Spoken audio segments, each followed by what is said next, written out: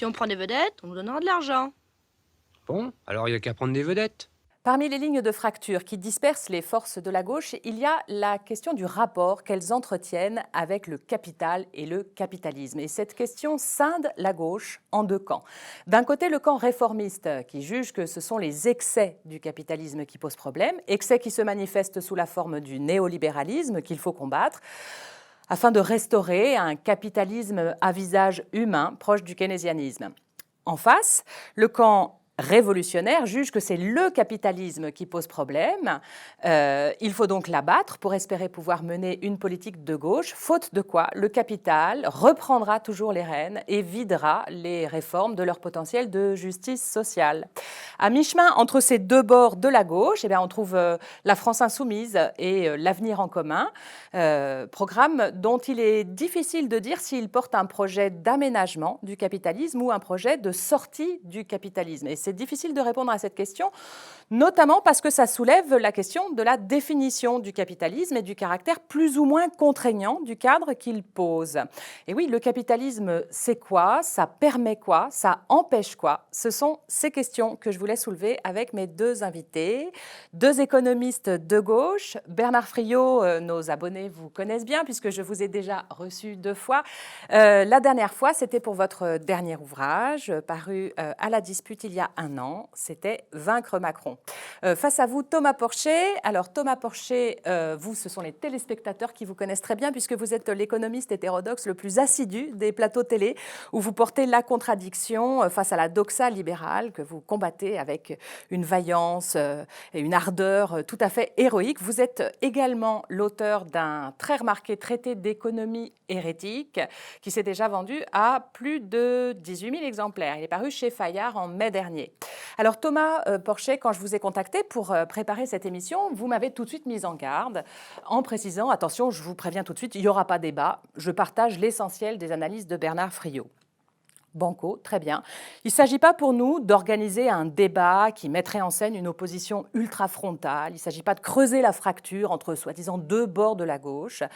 Il s'agissait, de mon point de vue, d'essayer de conjuguer vos deux approches afin d'affiner, aiguiser l'appareil conceptuel, l'appareil critique, susceptible de répondre à cette question.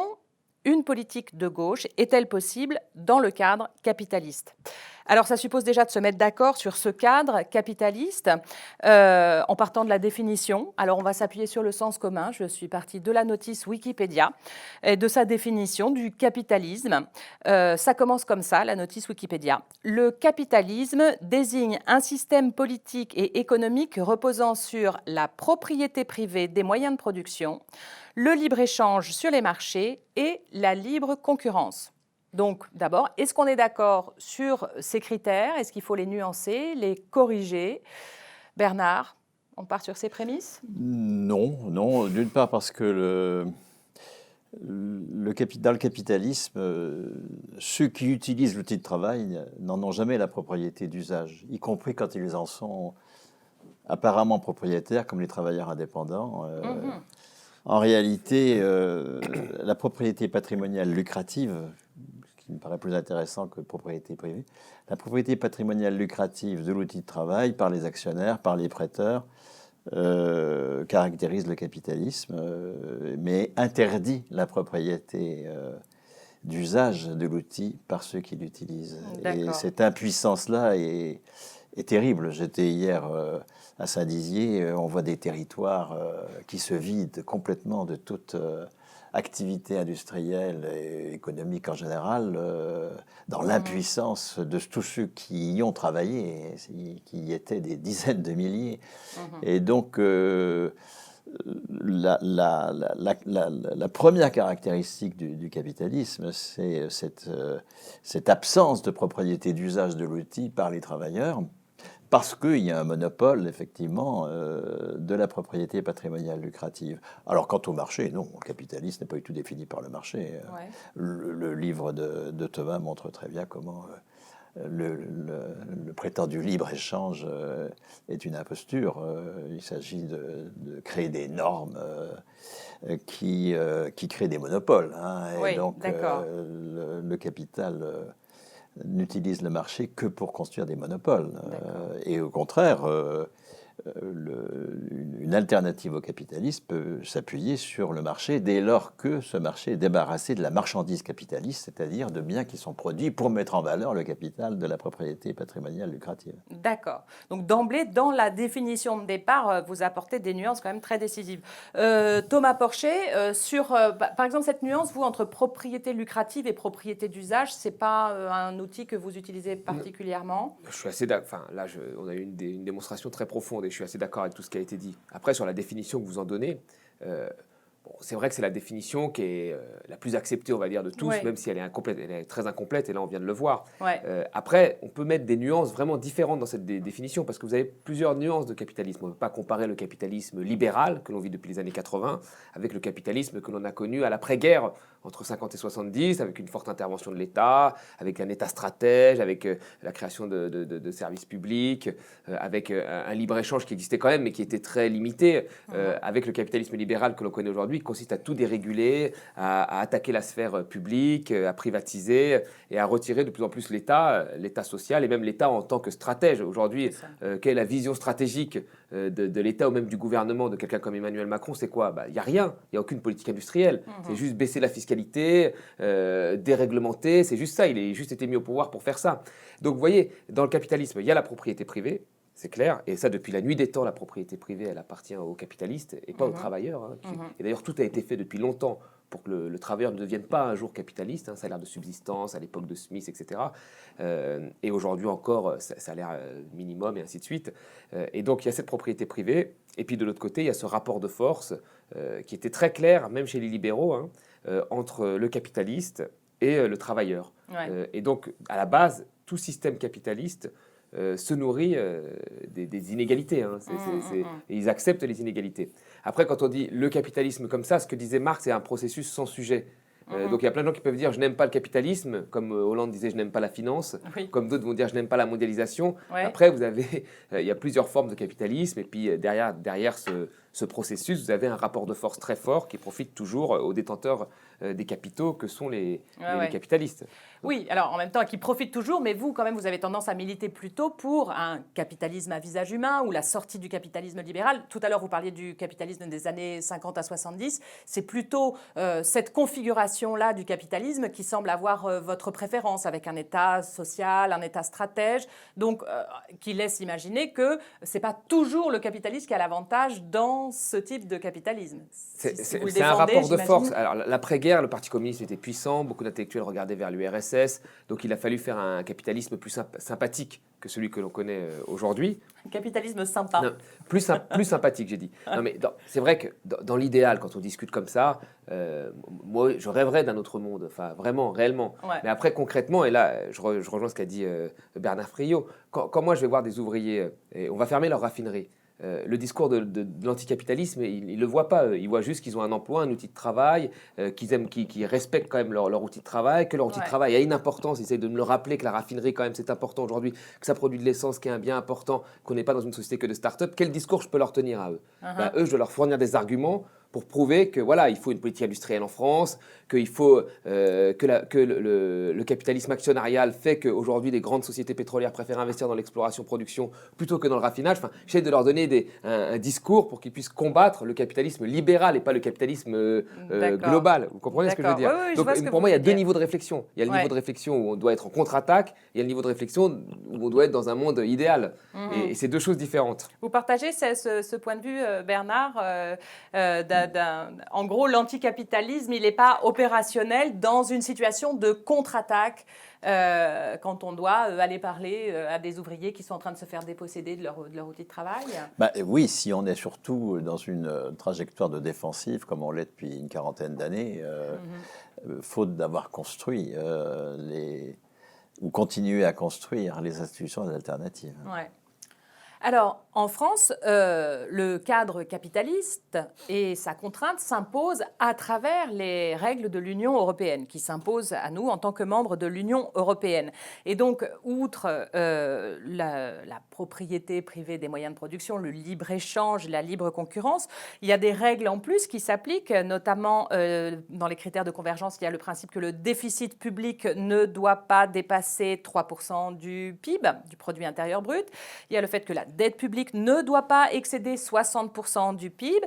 Il y a la règle d'or qui précise que l'équilibre budgétaire doit être garanti à moyen terme. Donc, outre les règles de libre-échange, libre concurrence, donc on rajoute cette exigence de ne pas dépasser certains degrés de déficit ou d'endettement. Alors, ces règles-là, ces règles qui sont celles de l'Union européenne, Thomas Porcher, quel regard vous portez sur ces règles? Est-ce qu'elles permettent de faire une politique de gauche? Non, complètement non. C'est des règles qui sont idiotes. Non, absolument pas, puisque elles nous permettent pas d'investir dans les services publics. Enfin, aujourd'hui, dans la vie de tous les jours, on voit très bien les limites aujourd'hui, ou les besoins plutôt en services publics. Vous avez un enfant, vous allez à la mairie, vous demandez une place en crèche, on vous dit il y aura pas de place pour tout le monde. Ça commence comme ça. Ouais. Vous voyez, vous allez à l'hôpital, vous avez des files d'attente aux urgences. Et ces gens-là demandent des choses simples. Ils demandent des moyens et du personnel. Donc c'est très très simple à entendre. Et qu'est-ce qu'on leur répond en face? Non, on ne peut pas parce qu'on doit réduire les déficits parce qu'on a une dette trop importante. Donc on voit bien que ces choses-là, alors déjà c'est un mensonge, parce que quand il s'agit de baisser la fiscalité sur les 1% les plus riches ou sur les grandes entreprises, là il n'y a plus de problème de déficit et de dette. Par contre, quand il faut investir dans la transition énergétique ou dans les services publics, là il y a des problèmes. Donc déjà, c'est un mensonge, et deuxièmement, on se rend bien compte que ces critères nous empêchent de mener des politiques économiques intelligentes. À la crise, quand il y a eu cette crise financière, les Américains ont été à un déficit qui touchait presque les 10%, parce qu'ils ont soutenu l'activité via leur déficit. Nous, on a commencé par faire ça, et puis après on a pratiqué l'austérité à partir de 2011, et le résultat est là. C'est que vous avez une grosse partie de l'Europe qui n'a toujours pas retrouvé son niveau de richesse d'avant-crise. Et même des régions françaises, les Hauts-de-France, le Grand Est, n'est toujours pas revenu à son niveau de richesse d'avant-crise. C'est-à-dire que ces endroits-là sont plus pauvres qu'avant la crise. Donc quelqu'un qui naît aujourd'hui en France, dans cette région-là, sera plus pauvre qu'il y a 10 ans. Donc on est quand même dans une situation dramatique. Et on vous invoque toujours qu'on ne peut pas le faire à cause de ces critères qui sont stupides. Donc oui, c'est des critères parfaitement stupides et qui, encore une fois, sont des critères du capitalisme libéral, mais qui nous empêchent même de faire de la relance, qui serait plutôt un capitalisme de type keynésien. Ouais. Bernard Friot, sur ces règles européennes qui s'imposent à nous, quel regard vous portez j'ai rien à rajouter. Rien à ajouter. Donc, c'est une certitude, pour pouvoir mener une politique de gauche, déjà, il faut faire péter ce cadre-là, il faut sortir des traités européens. Il n'y a pas moyen de mener une politique de gauche à l'intérieur de ce dispositif-là. C'est impossible. Il a été construit, mais dès l'accord de Paris de 1951, les travaux de Corinne Gobin ont très bien montré que... Alors évidemment, il y a eu en plus l'opération Delors. Oui, on peut préciser l'opération Delors. Delors a été un des hommes politiques les plus nuisibles, évidemment. Oui, on ne dira jamais assez à quel point ce sont les socialistes. Voilà, c'est le Parti socialiste en France qui a vraiment façonné l'Union européenne dans une vision incroyablement libérale. En France, ce sont les socialistes qui l'ont fait. C'est une énigme, une trahison qui n'en finit pas de... c'est une trahison depuis 1920, c'est quand même assez ancien. Pourquoi vous situez à 1920 la trahison? C'est les socialistes, c'est la minorité de la SFIO qui n'a pas voulu se transformer en parti communiste, que je sache. D'accord, ok. Donc l'origine du mal est là. Donc si on comprend bien, ça résonne avec la notion de plan A, plan B qui est mise en avant dans le programme de l'Avenir en commun. C'est que de toute façon, il faut sortir des traités européens pour faire une politique de gauche, soit une sortie concertée à plusieurs, plan A, soit une sortie unilatérale, un peu plus brutale, plan B. Apparemment, d'ailleurs, je crois, vous avez dit l'un et l'autre, tous les deux, avoir voté pour Mélenchon à la présidentielle. C'est le programme de l'Avenir en commun qui était le plus compatible avec vos exigences d'une politique de gauche. Alors, rentrons un petit peu dans d'autres aspects du cadre capitaliste et de ce qu'on peut faire à l'intérieur de ce cadre capitaliste. Je voudrais qu'on passe un temps ensemble sur la question du travail. La production, le travail, les moyens de production. On a parlé tout à l'heure un peu des moyens de la propriété privée des moyens de production. Je voudrais vous soumettre une citation de Frédéric Lordon, camarade souvent présent à Hors-Série. Frédéric Lordon, il a écrit en 2014 « Comme Marx l'avait remarqué, le capitalisme, virgule, c'est-à-dire le salariat, virgule, est une prise d'otage de la vie même. Dans une économie monétaire à travail divisé, nulle autre possibilité de reproduire la vie matérielle que d'en passer par l'argent du salaire, c'est-à-dire l'obéissance à l'employeur. Attention, c'est une citation de 2014. Je pense qu'il n'écrirait plus les choses comme ça, maintenant qu'il s'est beaucoup rapproché des travaux de Bernard Friot. Bernard, est-ce que vous diriez que le salariat, c'est le capitalisme et que le salaire, c'est l'obéissance à l'employeur, vraiment? Ben non, hein, sauf à nier toute l'inventivité syndicale du XXe siècle. Hein, alors, Marx, comme tous les savants du XIXe siècle, utilise le mot salaire hein, pour définir la rémunération capitaliste comme prix de la force de travail. Mais au XIXe siècle, le salaire n'est pas du tout institué. Hein. C'est un terme qui d'ailleurs n'est pas utilisé en dehors de la langue savante. Et lorsque le salaire va s'instituer, après l'invention du contrat de travail, hein, dans le Code du travail de 1910, hein, je renvoie à l'excellent ouvrage de Claude Didry, hein, Oui. L'institution du travail. Ça a été pour la CGT hein, qui venait de se constituer, et d'ailleurs le Code du travail, c'est une conquête de la CGT aussi.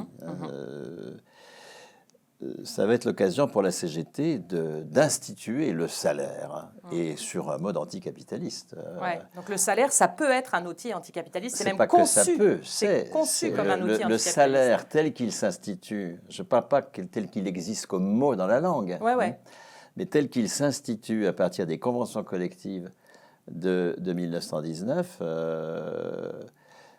autour du terme de qualification, hein, et autour de l'invention de la qualification, c'est-à-dire de définir le salaire, non pas à partir des besoins dont la force de travail est porteuse pour faire telle activité, ce qui est la pratique capitaliste de la rémunération, qui aujourd'hui embauche des jeunes diplômés sur un contrat de mission, du salaire à la tâche, enfin, etc. Contre cela, la pratique syndicale, en permanence combattue par les employeurs, va imposer le salaire à la qualification, qui est la reconnaissance d'une contribution à la production de valeur économique, minorée du profit, évidemment. Ouais. Et mieux encore, la bagarre autour du statut de la fonction publique va inventer le salaire à la qualification personnelle, et pas simplement à la qualification du poste, comme dans la convention collective, qui fait que si on n'a pas de poste, ben on est à poil. Dans la qualification personnelle, telle qu'elle se construit avec le grade de la fonction publique, la distinction entre le grade et le poste, là on a une affirmation que la personne est titulaire du salaire et de la qualification. Et c'est une institution qui balaye le marché du travail. Or, le marché du travail est une institution décisive du capitalisme qui découle de la propriété patrimoniale lucrative et qu'il faut combattre et que le mouvement syndical a su combattre. Et donc, ce n'est pas en faisant fi des institutions du salaire qu'on va pouvoir sortir du capitalisme. Au contraire, il faut s'appuyer sur elles. Il y a le statut de la fonction publique, il y a le régime général de sécurité sociale, etc. Enfin, on pourrait y revenir. Hein. Donc, en aucun cas, en tout cas, oui, on ne peut définir le capitalisme par le salariat. Le salariat, c'est une institution, c'est une classe en train de se construire. De même que la bourgeoisie s'est progressivement construite entre le XIVe et le XVIIIe siècle pour imposer un autre mode de production que le mode de production féodal, le salariat, c'est une classe qui est en train de se construire pour imposer le communisme à la place du capitalisme. Oui, oui, mais alors c'est vrai que quand vous évoquez dans le cadre de la fonction publique ou du salaire à vie lié aux retraités, ceux qui ont une pension décente, évidemment, on voit bien que c'est détaché d'une subordination à l'employeur. Mais il y a quand même beaucoup de cas de figure dans lesquels le salaire passe par une subordination à l'employeur et donc une subordination au marché, aux réquisites du capital. Il y a quand même, dans l'expérience des gens, des salariés, notamment des salariés du secteur privé, ce sentiment que c'est par le besoin du salaire qu'il se retrouve à devoir obéir à tout un système de valeurs qu'ils ne reconnaissent pas. D'où, j'imagine, le fait que vous proposiez, vous d'étendre le principe du salaire socialisé à l'ensemble de de faire du salaire un droit de la personne. Ouais, et que la qualification, qui est le fondement du salaire, c'est pas la certification, la qualification, c'est pas le diplôme, on est bien d'accord, c'est une mesure non pas du travail concret qu'on est en train de faire, de l'activité, mais de la contribution que l'on est en train d'apporter à la production de valeur économique. Bien, la qualification doit devenir un attribut personnel, c'est un droit politique qu'il faut créer à partir de 18 ans pour tous, mais ça suppose évidemment que le salaire ne soit plus versé par l'entreprise. On a pu faire des débuts de salaire liés à la personne que parce qu'il y a un trésor public qui permet de socialiser les salaires à un niveau beaucoup plus considérable que chaque administration. C'est pour cela d'ailleurs que nos adversaires veulent que les masses monétaires soient réparties à chaque administration, que les universités, leurs masses monétaires, etc. Leur masse monétaire se raconte leur masse salariale, pardon, que les masses salariales soient affectées à chaque administration et que progressivement on ne puisse plus faire de salaire à la qualification personnelle dans la fonction publique. Et de même, ça a été possible c'est toujours possible à propos des soignants ou des retraités, parce que vous avez les caisses d'assurance maladie ou des caisses vieillesse qui socialisent la valeur. C'est pas chaque employeur qui paye ses retraités, c'est pas chaque hôpital qui paye ses soignants. Bien sûr que l'attribution d'un salaire comme droit politique, qui politiquement est décisif, le cœur du capitalisme, des conséquences de l'appropriation de l'outil de travail par le capital, c'est que nous sommes en permanence niés comme producteurs. Nous sommes reconnus comme des êtres de besoin qui ont droit du pouvoir d'achat, mais nous sommes niés comme les producteurs de la valeur et ayant légitimité pour en être souverains. Et donc, autant la classe dirigeante accepte que nous soyons titulaires d'un diplôme, autant elle n'accepte pas du tout que nous soyons titulaires d'un salaire. Donc faire du salaire et de la qualification, donc c'est le support du salaire, faire de la qualification un attribut politique lié à la personne, avec le premier niveau de qualification à tous à 18 ans, c'est une mesure communiste, parce qu'anticapitaliste, ça ne me va pas, moi, c'est pas suffisant. On ne peut pas faire rêver sur de l'anti, il faut faire rêver sur quelque chose qui existe. Oui, mais donc, le mot communiste fait très peur. On pourra en parler. Non. Moi, pour le prononcer à chaque fois, dans tout un tas de publics très différents, le mot communiste ne fait pas si peur que ça. C'est l'autocensure des gens de mon âge qui fait qu'on ne l'utilise pas. D'accord. Je ne sais pas, donc Thomas Porcher, vous appartenez à une autre génération. Oui. Le mot communiste, c'est un mot dont vous ne vous servez pas du tout pour décrire vos propres aspirations. Alors, je vais revenir là-dessus, mais je voudrais rebondir sur ce qui a été dit, que j'ai trouvé extrêmement intéressant, et sur la phrase de Frédéric Lordon. Je vais être un peu plus superficiel que l'analyse qu'a fait Bernard, qui était très, très bien. C'est qu'aujourd'hui, quand vous parlez à tous ces jeunes qui sont indépendants, des chauffeurs Uber, etc., eux, ce qu'ils mettent en avant, c'est un peu ce que va dire indirectement Frédéric Lordon. Je ne veux pas lui prêter ces propos-là, parce qu'il va être fâché après. C'est qu'ils disent, moi, j'ai pas de patron. Donc, alors que c'est faux, ils ont un patron en réalité. Mais ils vous disent, moi, j'ai pas de patron. Je peux commencer à 8h, 9h. Je veux plus de patron. Alors, ils ont l'impression d'être libérés du salariat, alors que ce sont en réalité des esclaves. Ce sont des esclaves qui n'ont pas de congé payé, qui n'ont pas de congé maladie, qui cotisent pour une retraite, qui payent des impôts énormes, alors que la plateforme qui les embauche, puisqu'elle les embauche, cette plateforme ne paye pas d'impôts. Enfin, voilà où est-ce qu'on en est. Donc le salaire, le salariat, avec tout ce qui va avec, les cotisations sociales qui permettent d'avoir des congés, qui permettent d'avoir de l'assurance maladie, qui permettent d'avoir une retraite, enfin tout ça, c'est une avancée énorme en réalité. Et c'est pour ça qu'aujourd'hui, les Macron, le grand capital, il veut détruire ça, il veut transformer le salariat en finalement un salaire à la tâche, un peu comme les Uber ou quelque chose comme ça. Parce qu'ils savent très bien que tout ça, c'est un carcan finalement qui protège, qui est une avancée sociale plus qu'une régression sociale. Ouais. Donc la domination, après, on peut l'avoir, mais on l'a également, vous avez dit dans le secteur privé, mais dans le secteur public aussi. Moi, j'ai été pendant 5 ans un précaire de l'université. Il y a 50 000 précaires à l'université.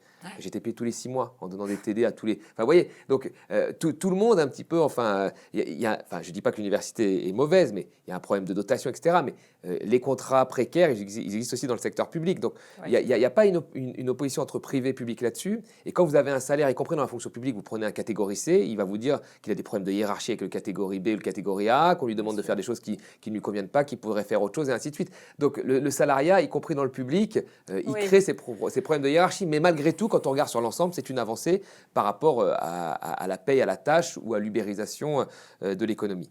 Maintenant, sur le mot communiste. Ouais. Alors moi, j'ai pas de problème, pas du tout. J'ai grandi dans une ville communiste, mes parents étaient plutôt communistes.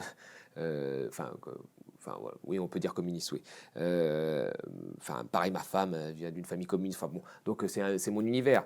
Mais maintenant, je pense, et je le dis ici, c'est que il faut quand même moderniser. J'ai l'impression aujourd'hui le vocabulaire. C'est-à-dire quand on parle... non, mais c'est vrai, la lutte des classes, elle existe, concrètement, elle est là. Mais quand vous en parlez comme ça, tout de suite, ça hérisse les gens. Enfin, moi, les gens commencent à se stresser, j'ai l'impression. Et quand vous parlez à des jeunes et que vous dites lutte des classes, alors...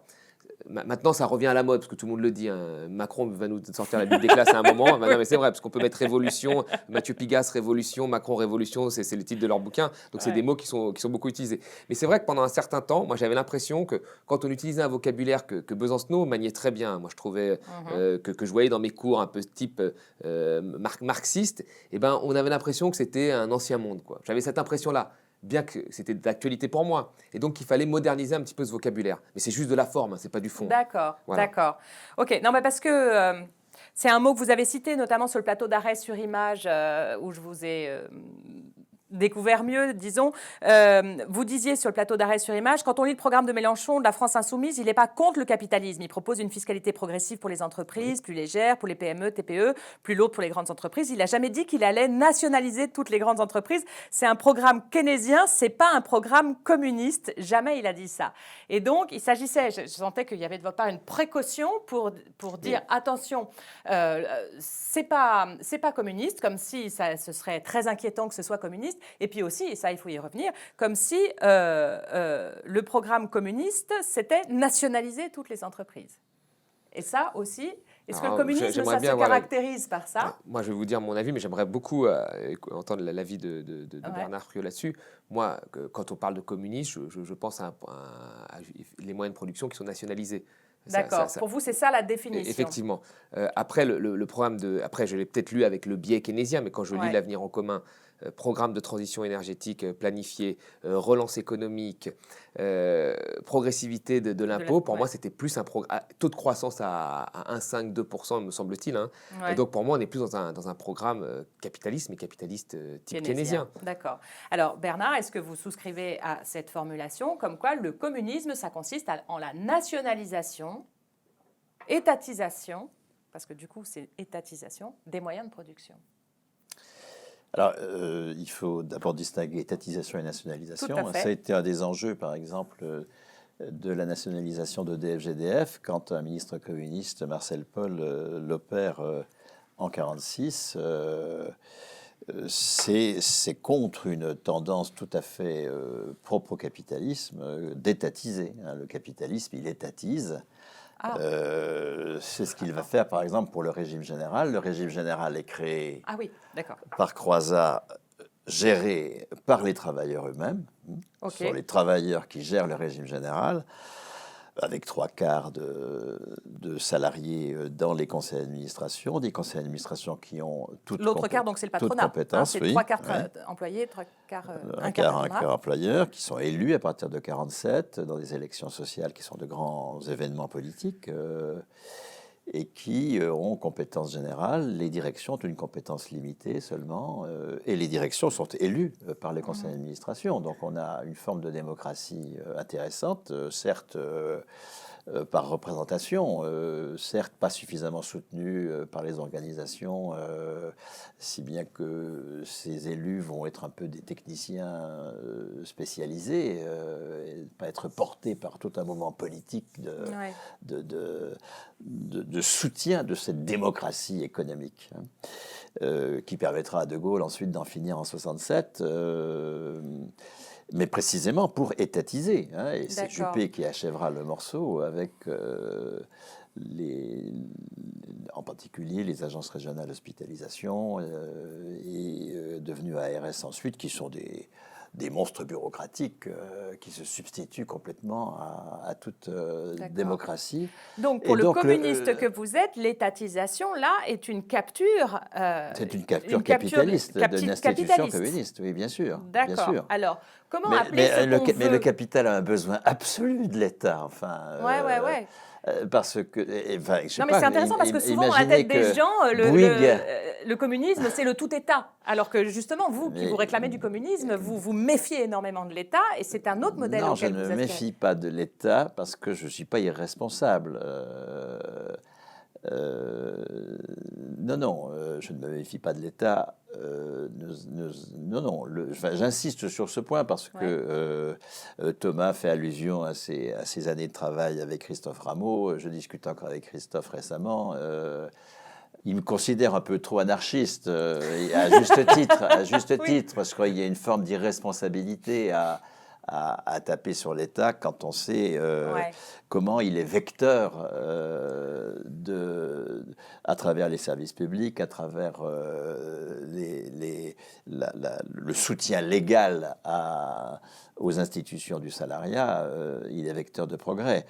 Donc il ne faut pas trop taper sur l'État, mais en même temps, c'est l'État du capital. Encore une fois, on ne peut pas imaginer en aucune façon un groupe capitaliste qui n'existerait pas par le marché public. Enfin, les marchés publics sont la vache à lait du capital.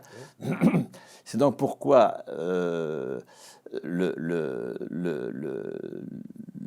communisme comme mouvement réel de sortie du capitalisme dans la lutte de classe. C'est pas un idéal, c'est pas un projet, c'est rien de tout ça. C'est quelque chose qui s'observe. Oui, c'est une pratique. Tous les pays capitalistes sont engagés dans une démarche communiste avec des hauts et des bas. Enfin, même que tous les pays qui étaient féodaux ont été engagés dans une démarche capitaliste avec des hauts et des bas, des moments de réaction nobiliaire où la bourgeoisie a été évincée des responsabilités publiques, enfin, etc., etc. Donc là, et on est parti pour quelques siècles. C'est pas des affaires qui se jouent en 5 minutes, tout ça. Et sûrement pas par la prise du Palais d'Hiver, et pas en commençant par prendre le pouvoir d'État, sûrement pas. Ah bon? Non. Encore un autre truc. On garde ça pour après. Étatisation versus nationalisation, il faut affiner encore. Parce on comprend que étatisation est un problème. Donc Marcel Paul, lui, il va essayer de nationaliser et non pas d'étatiser l'énergie. C'est-à-dire de faire un statut de l'énergéticien et gazier, enfin du gazier électricien, pardon, qui donne des pouvoirs économiques au personnel. Qui fait que ce n'est pas une bureaucratie d'État qui va se substituer aux travailleurs eux-mêmes pour décider de ce qu'il en est de l'énergie, de la production d'énergie. D'accord. Et la tentative qu'il fait va être battue en brèche dès son départ. Robert Lacoste, qui était ministre socialiste de la production industrielle avant Marcel Paul, et qui avait comme une seule obsession ne pas nationaliser, étatiser, mais sûrement pas nationaliser, c'est-à-dire ne pas donner de pouvoir aux travailleurs, revient au ministère dès que Léon Blum élimine les communistes du gouvernement en décembre 1946. Il revient au ministère qu'il avait dû céder pendant 1 an à Marcel Paul et étatise à nouveau. Donc EDF-GDF a été une étatisation avec les limites d'une étatisation. C'est-à-dire qu'on a construit un outil de production magnifique, mais sans aucune invitation à une quelconque démocratie dans la définition de ce qu'on fait, pourquoi, comment. D'accord. Donc il importe à chaque fois de mettre en place les outils en fait, d'une démocratie d'entreprise. En fait, la nationalisation, ça n'est intéressant que si les travailleurs, en effet, ont une responsabilité, une marge de manœuvre dans la gestion de l'outil de production. S'ils sont les seuls gestionnaires de l'outil de production, d'une part, Ça, c'est au niveau microéconomique, mais si également ils interviennent dans les institutions de mise en cohérence de toutes les entreprises, pour l'investissement, pour les jurys de qualification, enfin, etc. Il y a toute une série d'institutions de coordination de l'activité économique dans lesquelles les travailleurs aussi doivent être présents. Mais en tant que citoyens, là, pas en tant que travailleurs. C'est-à-dire que de même qu'on ne confie pas l'armée aux militaires, il ne faut pas confier le nucléaire aux salariés du nucléaire. Voilà. Et donc, en même temps, il s'agit qu'ils soient propriétaires d'usage de l'outil en tant que travailleurs, mais qu'en tant que citoyens, ils puissent participer à l'élaboration de politiques qui vont dire attendez, là, on va dans le mur, on veut pas. C'est extrêmement important qu'il y ait cette double dimension dans le communisme, hein, des institutions de la valeur économique qui sont démocratiques, et puis d'institutions politiques. Et c'est pour ça que l'État est absolument décisif. Hein. De ce point de vue-là, des institutions politiques, mais à condition que ce soit un État qui soit désétatisé dans un certain sens, c'est-à-dire dans lequel les fonctionnaires aient le pouvoir et non pas soient là à exécuter des ordres avec lesquels ils sont en désaccord, enfin, etc. Oui, Thomas Porcher, vous avez tendance dans le traité d'économie hérétique à vous en remettre justement à plutôt des nationalisations ou des services publics forts. Donc vous, c'est des distinctions que vous reprenez en tout cas vous ne les formulez pas dans votre bouquin, par exemple étatisation, nationalisation. Comment vous réagissez à... Alors j'avais jamais été aussi loin dans l'analyse, mais là, encore une fois, je la trouve très fine, mais je n'avais pas été aussi loin. Ouais. Moi, ce que je disais en fait, c'est que je partais d'un constat qu'aujourd'hui, on pense que l'innovation se fait dans le privé. On pense qu'aujourd'hui, le secteur privé est plus efficace que le secteur public.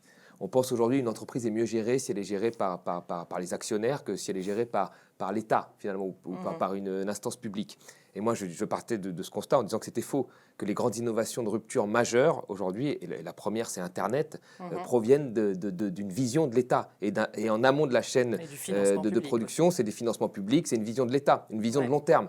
La transition énergétique, aujourd'hui, aucune société privée ne peut la faire parce que c'est une vision de long terme qui va à l'encontre de la vision actionnariale qui est de court terme, en réalité. Et donc, il faut avoir une trajectoire, une stratégie. Et cette stratégie, il n'y a que l'État qui peut avoir cette vision de long terme.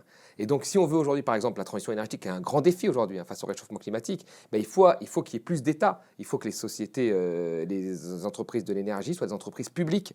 Ce qui a été fait en France, quand vous regardez le bilan énergétique français, vous avez une grosse partie qui est du nucléaire. Ce nucléaire, l'Italie n'a pas de nucléaire. Elle a refusé d'y aller.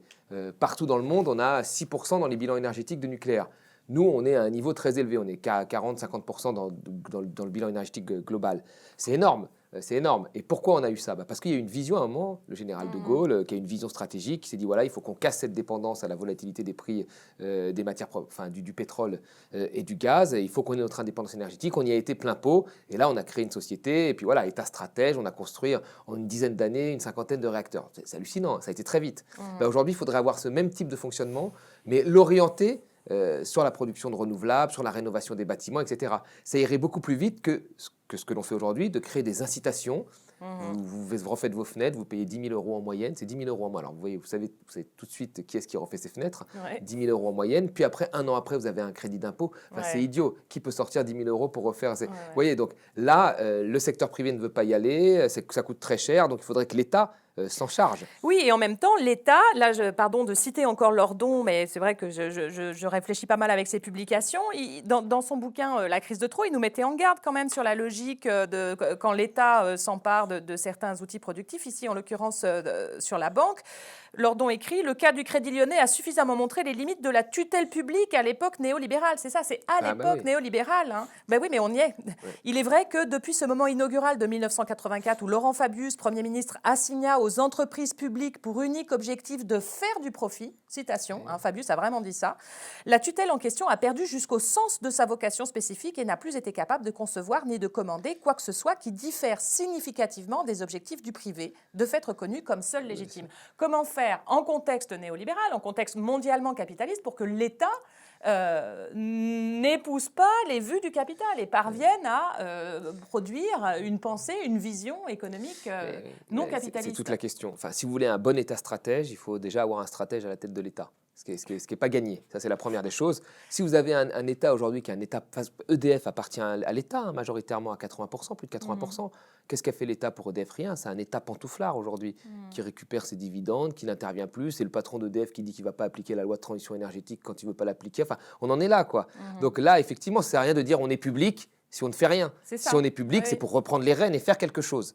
Donc si on dit cette banque est publique mais qu'on la laisse fonctionner comme une banque privée, ça ne sert à rien, ça c'est sûr. Donc Lordon là-dessus a entièrement raison. Oui, d'accord. Mais donc, ce sont des cadres qu'il nous faut, des cadres avec une pensée non capitaliste, quoi. Bernard. Là où j'introduirais une nuance par rapport à ce que vient de dire Thomas, c'est que quand j'insiste, moi, sur la nécessité de l'État, c'est à côté du fait que ce sont les travailleurs d'EDF qui décident de ce qui se passe à EDF. C'est pas, c'est pour éviter, encore une fois, que pris dans le plaisir technologique de ce qu'ils font, dans le bonheur dans une grosse boîte qui fonctionne bien, etc., ils foncent tête baissée dans des productions qu'une assemblée politique, disons, c'est là que l'État est nécessaire, mais des mêmes travailleurs, encore une fois, nous sommes à la fois travailleurs et citoyens, que c'est des décisions que dans une assemblée politique, on récusera. Et donc, on a besoin de l'État pour corriger éventuellement certaines décisions. Mais l'État qui se substituerait aux travailleurs concernés, là, moi, je suis très, très réticent. Parce que pour moi, le cœur du réacteur, c'est la responsabilité économique des travailleurs. C'est ça. Je suis peut-être de moins en moins économiste, je dois dire. J'ai été 30 ans économiste, mais c'est vrai que les économistes, ils pensent quand même à partir les économistes de gauche, disons, ils pensent à partir de l'État. Je pense qu'il faut rendre hommage à cette dimension-là de la vie d'une nation, bien sûr. Mais de plus en plus, moi, je pense quand même, non pas à partir de l'entreprise, là, laissons ça, mais à partir des travailleurs comme souverains, comme propriétaires d'usage de l'entreprise. Et dans Vaincre Macron, vous montriez que la CGT et les caisses de sécu ne voulaient surtout pas que l'État mette son nez dans la gestion des caisses de sécu, parce que c'était évidemment le début de cette étatisation où ils allaient perdre justement la responsabilité dans la décision de la valeur. Le mot central du communisme, c'est responsabilité économique. Alors, autre chapitre important sur le plan économique, pardon Bernard de vous ramener à votre condition d'économiste et de vous obliger à penser encore en économiste alors que vous semblez cheminer vers d'autres appartenances. La question du marché, marchandise, monnaie, est-ce que ça, le marché, la marchandise, la monnaie, ce sont des formes qui sont intrinsèquement liées au capitalisme? Tout à l'heure, Bernard, vous avez laissé entendre que non, pas du tout. Le marché, la marchandise et la monnaie ne sont pas des formes du capitalisme. Et moi, je vous pose la question parce que, Thomas, toujours dans cette émission d'Arrêt sur Image où je vous ai découvert, vous argumentiez en disant mais bien sûr, je suis pour le capitalisme. C'était le moment où Daniel Schneiderman en tombait de sa chaise, disait-il. Il dit bien sûr, je suis pour le capitalisme. Même quand j'achète à un producteur bio local, je suis heureux de lui acheter. Donc là, je suis capitaliste. Il fait une plus-value. L'échange, c'est de la monnaie. C'est une forme de capitalisme. Et vous disiez plus tard, je serais le plus grand des hypocrites d'être contre le capitalisme puisque j'ai un téléphone portable, je vis dans une société capitaliste, j'achète des vêtements, je consomme. Donc, en gros, vous mettiez dans le même sac, s'il y a de la marchandise, s'il y a de la monnaie, s'il y a de l'échange, alors c'est du capitalisme. Alors, pour nos abonnés qui ne sont pas des grands économistes, est-ce que forcément, marchandise, marché, monnaie, ça veut dire capitalisme? Sur le marché, je rejoins ce qu'a dit Bernard Friot au début. Enfin, le marché, si c'était un marché, une concurrence qui se faisait sur un même niveau, mais vraiment, les grands groupes, ils ne veulent pas de ça. Ceux qui disent qu'ils aiment le marché sont souvent ceux qui sont en position de force. C'est vrai. Dès qu'il y a une concurrence, ils font tout justement pour éviter la concurrence. C'est les premiers à aller justement pour le coup voir l'État et demander qu'il y ait des quotas, des choses, pour éviter cette concurrence-là. Donc souvent on dit oui, il faut laisser faire le marché. En Europe, il y a beaucoup de gens qui disent il faut laisser faire le marché, c'est très bien, mais c'est souvent ceux qui sont en position de force qui disent ça, parce qu'ils n'ont pas intérêt à ce que justement il y ait plus de concurrence. Donc là-dessus, le marché c'est souvent un argument pour maintenir la position de force de certains. Ça, c'est la première des choses. En fait, c'est pas un vrai capitalisme qu'ils font. En fait, vous voulez le vrai capitalisme, Non, celui non, où il y aurait non, vraiment non, du marché. Non, j'ai pas dit ça. J'ai dit, la première chose, encore une fois, il y a plusieurs niveaux de réflexion, mais la première chose pour moi, c'est de m'opposer au capitalisme libéral, celui des années 80, Thatcher, Reagan. Voilà, moi maintenant, quand je fais des achats, je suis un consommateur comme la majorité des gens. Quand je fais des achats, j'essaie de les cibler. Alors c'est très fatigant pour un consommateur. Je préférais que ce soit l'État qui fasse ça. Je préférais que l'État interdise un certain nombre de choses, comme ça, ce serait réglé. J'irai au supermarché, j'achèterais des bonnes choses. Non, mais c'est vrai. Voilà. Sauf que là, c'est moi qui dois faire ces efforts-là maintenant. Alors j'essaie quand j'achète des vêtements, ces vêtements-là, j'ai pas envie de faire de pub, mais je vais chez deux jeunes qui ont créé leur marque, qui respectent, qui sont sur une usine au Portugal, qui mettent en avant, qui est une usine familiale, qui est pas une usine qui utilise des travailleurs précaires. Enfin, voilà, ils mettent ça en avant. C'est très bien, ou du Made in France, mais à partir du moment où il y a une espèce de traçabilité, parce qu'on peut mettre un peu n'importe quoi maintenant dans le Made in France, mais j'essaie de faire attention. Voilà. Et là, je donne mon argent avec plaisir à cette personne qui va faire une marge, qui va faire une marge et qui sera contente de le faire. Voilà. Et là, il n'y a pas de souci. Maintenant, sur le long terme, quand on regarde toutes les courbes de croissance, les courbes de production de marchandises, on se rend bien compte que ça ne peut pas durer à long terme, puisque vous avez aujourd'hui la première opposition, enfin, vous avez l'opposition, vous avez beaucoup de gens qui souffrent dans le monde, etc. Vous avez une opposition qui est le réchauffement climatique. Donc là, on n'y arrivera pas. Quand on regarde la corrélation entre la courbe de croissance et la corrélation des émissions de CO2, les émissions de CO2 doivent faire un plongeon, et la croissance, si elle continue, je ne vois pas comment on pourra faire aujourd'hui. Donc il va falloir qu'on remette en cause la production de marchandises, donc il faut qu'on l'accumulation. On assume ça. On va devoir se poser la question réellement, sincèrement. Soit le réchauffement climatique, c'est quelque chose de sérieux et on se la pose, soit c'est pas important et on fait semblant de se la poser et on est dans le déni, comme le fait aujourd'hui Emmanuel Macron et la plupart des pays de l'Europe qui n'ont pas respecté l'accord de la COP21, qui est quand même pas un accord spectaculaire. Donc voilà. Donc là, il y a une vraie question là-dessus. Mais sur le court terme comme ça, en tant que consommateur, moi, ça me dérange pas de participer donc à un système capitaliste entre guillemets, à partir du moment où il est bien, quoi. Il est pas libéral, il est convenable, il est acceptable. Voilà. Ouais. Alors moi je l'appelle pas capitaliste ce modèle-là, mais moi non plus. C'est-à-dire que un bien à prix n'est pas une marchandise capitaliste. Il y a des marchandises qui ne sont pas capitalistes. Et moi je souhaite que les biens restent à prix. Il faut augmenter la gratuité. D'abord la restituer en matière d'éducation et de santé, mais l'augmenter aussi au transport de proximité, aux premières consommations d'eau, d'énergie. Enfin, il y a toute une série de gratuités à restituer, à restaurer ou à créer. Mais pour le reste, je crois aux vertus de la monnaie qui objective les rapports sociaux, qui les sort de l'interpersonnalité permanente. Je crois au fait que le marché est un allocateur utile de la richesse. J'ai pas envie d'être contingenté dans mes consommations.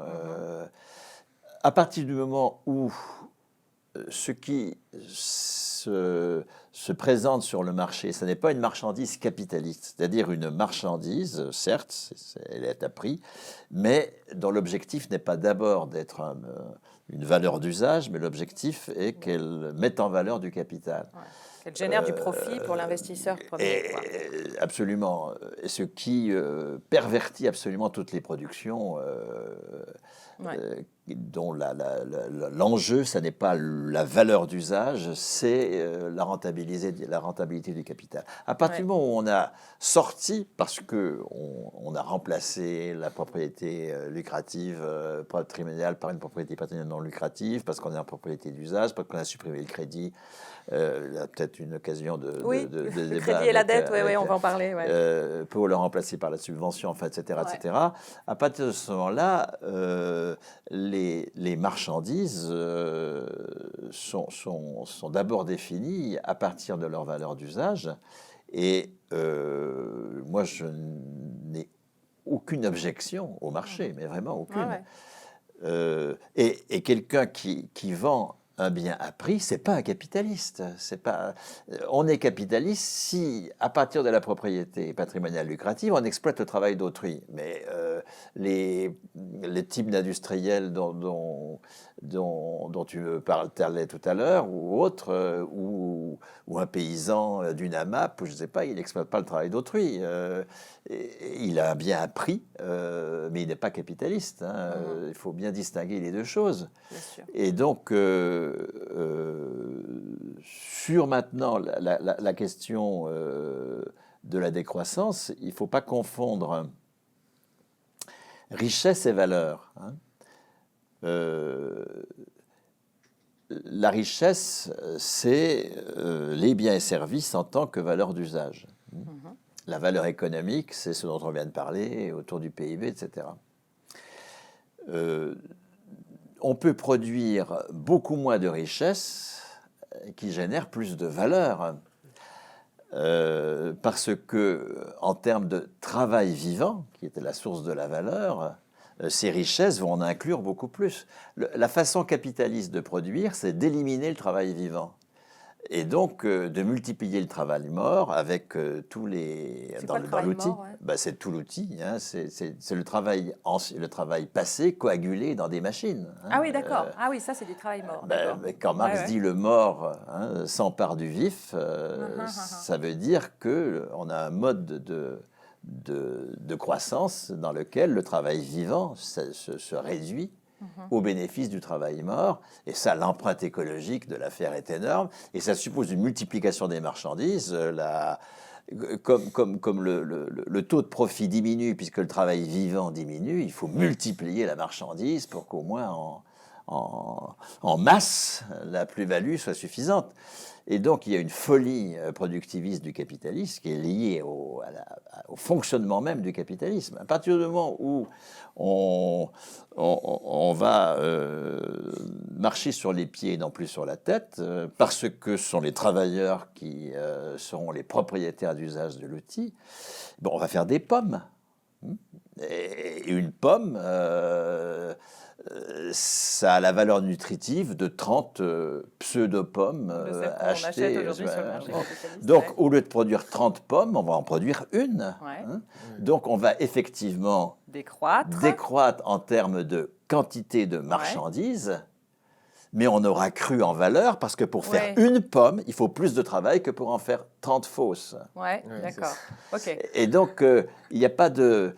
il peut y avoir croissance en valeur économique avec une réduction du nombre de marchandises produites. Mais alors là, le modèle que tu dessines, ça donne l'impression d'une incroyable sobriété, frugalité, parce que du coup, on a l'impression, avant, on bouffait 30 pommes, pas très bonnes, mais là, maintenant, on n'en aura plus qu'une. Est-ce qu'il y a, dans une société en salaire socialisé, telle que celle à laquelle on aspire, est-ce qu'il y a une réduction de notre confort de vie sur ce genre de biens essentiels, la nourriture, le logement, le vêtement? Est-ce qu'on doit être obligé d'en rabattre considérablement sur ce qu'on a pris comme habitude de consommation? Enfin, sûrement pas. Enfin, manger des pommes, c'est quand même pas mal. Des vraies pommes, ouais. Ne pas se faire C'était prendre... sur la question de la quantité, c'est qu'on a l'impression que tout à coup, on a vachement moins de choses à bouffer, quoi. Tu vois, en quantité. Écoute, on produit... Je parle derrière des experts, moi je ne suis pas du tout un expert de la chose, mais on produit de quoi nourrir 12 milliards de personnes. Et il y a pourtant 1 milliard de personnes qui ont faim, alors qu'on n'est que 8 milliards. Ouais, 7 milliards, Donc, il vaut mieux moins de pommes. Bien sûr. Hein, mieux réparti. C'est pas seulement mieux réparti, c'est mieux produite. Hein, c'est toute la question de la production. Sur le plan nutritif. Toute la question de la production. Je sais pas, il n'y en a pas besoin d'information en continu. Vraiment, l'information en continu, ça ne sert à rien. C'est un piège absolu. On n'a pas besoin d'objets obsolescence programmée. On n'a pas besoin. Enfin, il y a des tas de choses dont on n'a absolument pas besoin. Enfin, on n'a pas besoin de flics à 100 000 € par jour pour faire la chasse aux migrants dans la vallée de la Roya. Enfin, on a une dépense invraisemblable de choses dangereuses, inutiles, antidémocratiques. Et bien sûr qu'il s'agit de s'en débarrasser. Mais ça n'est pas une espèce de... pas pour instaurer la frugalité. D'accord. Non, il fallait le préciser tout à l'heure. Vous voulez rebondir? Non, alors, je suis d'accord. Je reviens du coup sur crédit-dette, puisque tu as ouvert cette... pardon, on est passé au tutoiement en cours de route, du coup je m'y tiens. Tu as ouvert tout à l'heure la question crédit-dette, on en reparlera peut-être. Alors effectivement, la question de l'accès à la monnaie via le crédit et donc l'endettement. Quand vous évoquez l'économie ou le modèle économique auquel on pourrait aspirer, vous souhaitez un État qui investit massivement dans certains secteurs, qui devraient être des secteurs publics forts. Bon, mais un État stratège, c'est donc un État qui doit financer de grosses opérations industrielles. Comment vous représentez-vous son financement? Est-ce que l'État, par exemple, va aller contracter de la dette sur les marchés de capitaux? Est-ce que ça, c'est un modèle économique vertueux? Déjà, il pourrait le faire, là. Les taux d'intérêt sont très faibles. Enfin, normalement, quand les taux d'intérêt, ce qu'on apprend dans les premières années d'économie, les taux d'intérêt sont faibles, il faut investir. Là, on dit que les taux d'intérêt sont faibles, il ne faut pas investir parce qu'ils vont peut-être augmenter. Oui. Puis quand ils seront hauts, on dira non, on ne peut pas investir, donc on ne peut jamais investir. Donc voilà, c'est ça la règle, on l'a bien comprise. Donc, bon, déjà, là, on pourrait le faire. Il faudrait renégocier les traités ou désobéir, je ne sais pas, mais on pourrait le faire. En tous les cas, les taux d'intérêt nous le permettent. Ça, c'est la première des choses. Deuxièmement, il est vrai qu'aujourd'hui, il faudrait sortir de ce système où c'est les marchés financiers qui nous regardent et qui peuvent augmenter les taux d'intérêt. Enfin, là, il y a un véritable problème. Ouais. Il faudrait sortir de ce système-là, ça c'est sûr. Par exemple, comment on pourrait imaginer un autre système de financement de la puissance publique alors, les Japonais ont une dette... Enfin, déjà, alors, sur la dette, avant d'aller sur ce système-là, vraiment, il ne faut pas dramatiser parce que la dette a augmenté partout. C'est un truc de pays riche, la dette. La Bulgarie a une dette beaucoup plus faible que nous. Est-ce qu'elle va mieux? Je ne suis pas sûr. Vous voyez, tous les pays riches ont leur dette qui augmente. Les Royaume-Uni a une dette qui a augmenté plus vite que celle de la France. Les États-Unis a une dette qui a augmenté plus vite les 10 dernières années que la France. Le Japon a plus de 200% de dette. Donc, tous les pays riches ont des dettes. On n'est pas le seul pays à avoir une dette élevée. Hein. Ça, c'est des bêtises. Les gens qui pensent ça qu'on est le... Non, c'est des bêtises. Ça, c'est la première des choses. Deuxièmement, les Japonais ont plus de 200% de dette. Et ça ne pose pas de problème sur les marchés financiers. Pourquoi? Parce qu'ils détiennent eux-mêmes leurs dettes. Donc là, peut-être, ce serait une voie à suivre. Peut-être plus, qui serait beaucoup mieux que celle de confier notre dette. C'est-à-dire que ce soit les épargnants nationaux Exactement. Qui financent voilà, plutôt que l'État. Voilà, ça c'est la la dernière des choses, c'est donc voilà, et puis enfin ce que je dirais, c'est que sur la dette que nous avons aujourd'hui, on a déjà eu une dette plus élevée à l'après-guerre. Il y a des travaux de Piketty qui disaient qu'on avait une dette à 200% à l'après-guerre, qu'on a réussi à réduire drastiquement, si on voulait vraiment la réduire, à peu près 50%, me semble-t-il, en moins de 10 ans. Mais comment on a fait? On a taxé les hauts patrimoines, la première des choses. Alors là, on fait l'inverse. On a laissé un peu d'inflation, un peu plus. Là, l'inflation, elle est plutôt faible. On pourrait aller un peu plus loin, moi, je pense. Et on a renégocié notre dette avec nos créanciers. Et là, vous voyez, ces trois choses, il est hors de question de les faire. Donc, si on voulait vraiment réduire la dette, aujourd'hui, si on voulait vraiment la réduire, on ferait comme on a fait à l'époque. Mais la réalité, c'est que la dette, personne ne veut la réduire. Et que toutes les réformes libérales qui ont été mises en place, soi-disant pour réduire la dette, elles ont souvent augmenté la dette. Et ça n'a jamais été un problème. On vous a dit non, il faut aller encore plus loin. Mais, donc la dette, c'est vraiment un épouvantail qu'on agite pour mettre en place des réformes libérales. Donc on pourrait investir clairement, même en restant dans le système dans lequel on est aujourd'hui, sans aucun problème. D'accord. Sur cette idée de pourquoi pas s'endetter plus, ce ne serait pas un problème, s'endetter notamment sur le marché de capitaux, ça c'est un autre problème. Quelle relation vous entretenez-vous avec la dette que nous contractons sur le marché des capitaux ? Moi, je ne suis pas un spécialiste des questions monétaires, mais je réfléchis par exemple à partir de la CADES, c'est-à-dire la caisse qui a été créée par Juppé pour amortir les dettes de la protection sociale en 1997. Nous avons un taux de cotisation en matière de vieillesse, de santé, de famille, etc., qui n'a pas bougé depuis 40 ans. On est à peu près à 66% du brut, 44% cotisation, 44 points de cotisation employeur, 22 points de cotisation salariée à peu près. Et ça n'a pas bougé au cours des 40 dernières années. Alors que la cotisation avait doublé entre 45 et la fin des années 70. On était passé de 28 à 63 ou 4% en 35 ans. Et c'est ce qui a permis précisément la mise en place de la production de soins telle qu'on l'a faite dans les années 60, la mise en place des régimes de retraite, enfin, etc. Ouais. Ah oui, donc il n'y a pas eu ce besoin de gel- s'endetter. C'est la démonstration qu'il n'y a pas eu besoin de s'endetter Ah, pour on ne s'est pas endetté produire du tout. On les s'est hôpitaux, on ne les s'est pas collèges, les endetté lycées. pour produire. On Ouais, ne s'est ouais. pas endetté pour produire les hôpitaux. Les Ouais, hôpitaux ont été financés par subvention. La hausse Ouais, du ouais. taux de cotisation permet à l'assurance maladie de subventionner l'investissement. Et du coup, les soignants, ils n'ont pas soigné pour rembourser une dette comme aujourd'hui. Les soignants, ils sont soignés pour soigner. C'est tout à fait autre chose de travailler pour rembourser une dette ou de travailler pour faire ce qu'on a à faire. Hein. Ouais. Et donc, le gel de la cotisation génère un risque d'endettement structurel Eh oui. de nos systèmes de prestations de protection sociale qui ont été excédentaires, il faut le rappeler indéfiniment, qui ont été excédentaires jusqu'à la fin des années 80. Hein. Malgré le roman ou le rituel automnal depuis 1946 du trou de la Sécu qu'a entretenu la presse aux ordres, enfin, etc., etc. Le capital, évidemment. C'était entièrement faux. Alors, structurellement, le gel de la cotisation fait effectivement qu'aujourd'hui, il y a des risques d'endettement, enfin des risques de déficit qui sont compensés ou combattus par une réduction drastique des dépenses en matière de santé, par exemple. Si bien que le déficit, il est très faible en réalité, hein, il n'y a pratiquement pas de déficit de nos régimes sociaux, mais enfin, la CADES crée donc en 1997 pour amortir les déficits, et pour lequel nous payons une cotisation chaque mois d'ailleurs, hein, pour l'amortissement des dettes liées au déficit, je vais y arriver.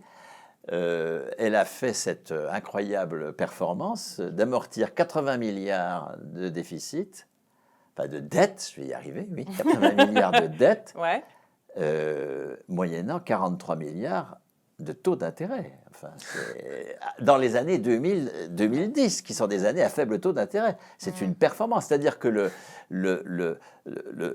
les marchés financiers ont absolument besoin du déficit. Ça leur donne une occasion de ressources tout à fait considérables.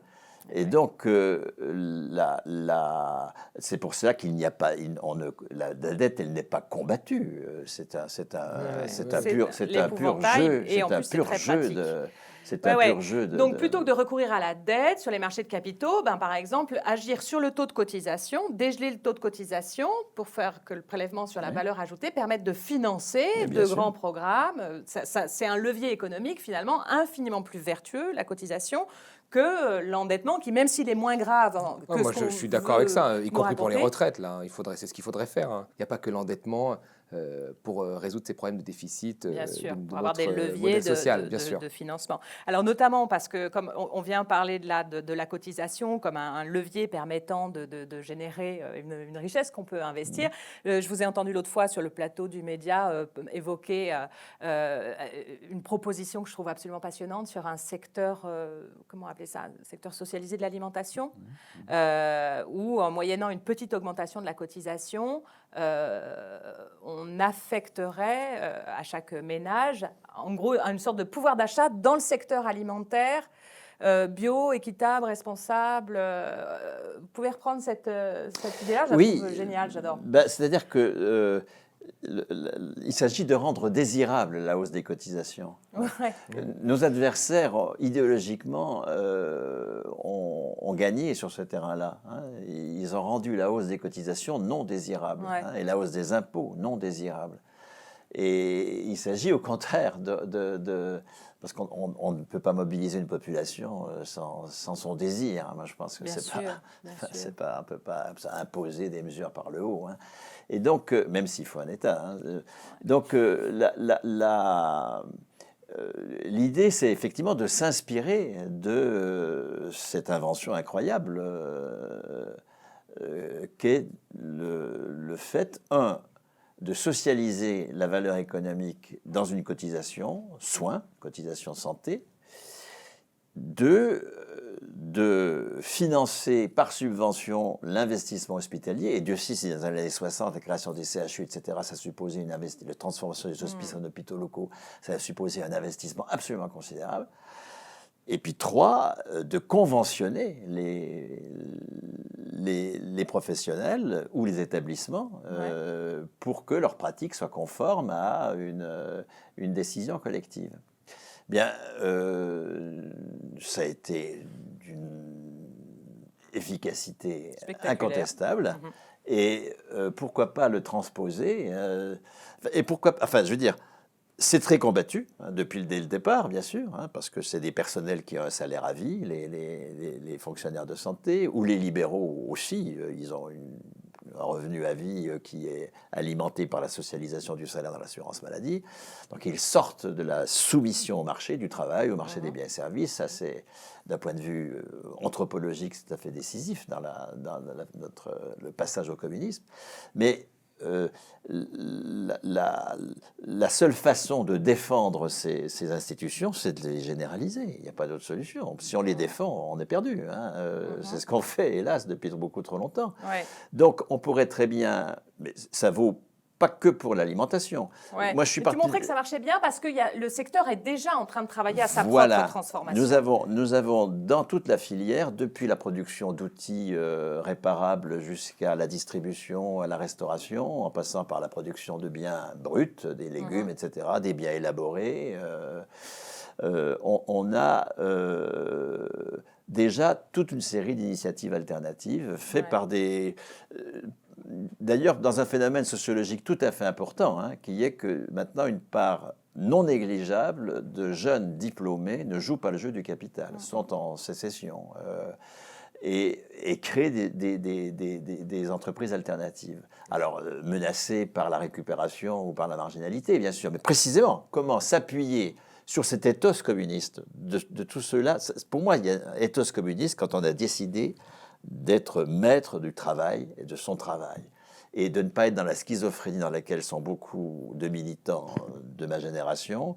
On conquiert des droits en matière de travail abstrait, en matière de salaire, etc., mais dans une certaine indifférence à l'utilité sociale de ce qu'on fait. Alors on proteste contre le fait qu'on est en train de produire de l'armement qui va être vendu à l'Arabie Saoudite, mais on continue quand même de le produire. Ouais. Et cette schizophrénie-là, cette jeunesse-là, qui est beaucoup présente dans la filière agricole, ou à la filière alimentaire, disons, elle ne la supporte pas. Elle entend produire dans ses convictions des biens qui ont un usage qu'ils estiment positif. Et pour moi, c'est au cœur de l'ethos communiste, cette responsabilité sur le travail concret. Oui, mais c'est intéressant. Non, mais là, on rejoint ce qu'on a dit au début, c'est cette espèce de double discours, comme dans un combat. Donc, il y a des fois où vraiment il s'agit de protéger des droits sociaux, de protéger des travailleurs qui sont menacés par un système, même s'ils produisent en fait des choses qui n'ont pas une utilité sociale, ou qui servent des armes. Ouais. Mais il y a ce premier créneau de combat, puis après il y a le deuxième qui doit se poser clairement et c'est vrai qu'il n'a pas été posé traditionnellement. Enfin, moi, j'ai pas été éduqué comme ça, et même à l'université, on m'a jamais posé cette question-là. On m'a toujours formé à être en contre-attaque. Et c'est vrai, il faut valoir un moment, je pense, pour gagner cette bataille, ne pas être en contre-attaque et offrir un débouché, un discours, la proposition.